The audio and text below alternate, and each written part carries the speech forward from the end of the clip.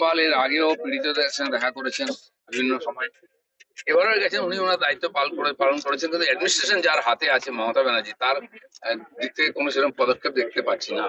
আজকে বিএসএফ, আমি যেদিন গন্ডগোল শুরু হয় 11 তারিখ জুম্মার সময়, আমি মালদা থেকে আসছিলাম, আমাকে পুলিশ আটকে ওখানেই একটা গেস্ট হাউসে বসিয়ে রাখে যে ক্লিয়ার হয়ে যাবে না। রাত 9টার পরে, 9:30 পরে ওখান থেকে বেরিয়েছে। ততক্ষণ 4টের পর থেকে আমার কাছে ফোন আসতে আরম্ভ করে, বিএসএফ চাই, বিএসএফ চাই।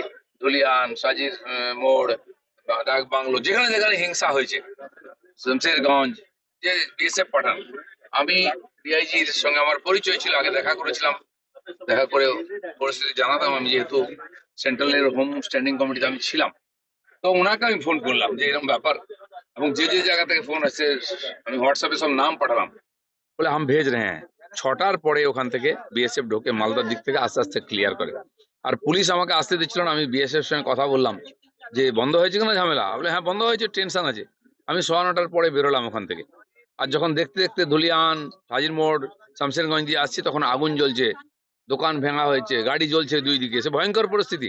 কিন্তু মমতা ব্যানার্জি তখন না বিএসএফ ডেকেছেন, না পুলিশ স্পেশাল ফোর্স পাঠিয়েছেন, মানুষকে পুরো এই ভেড়িয়াদের হাতে ছেড়ে দিয়েছিলেন। পরের দিন আমাদেরকে কোর্টে যেতে হয়, শুভেন্দু অধিকারী কোর্ট থেকে অর্ডার নিয়ে আসেন, তখন অফিসিয়ালি বিএসএফ সব জায়গায় যায়। এখন যদি বিএসএফ পুলিশের কাজ করবে, থানার চেয়ে জায়গায় জায়গায় পোস্ট বসাতে হয়, তাহলে পুলিশ আছে কেন, সরকার আছে কেন? তাহলে তো আমরা যেটা দাবি করছি 355, 356, ওটাই লাগু করা হোক, মানুষের ওতেই ভরসা আছে।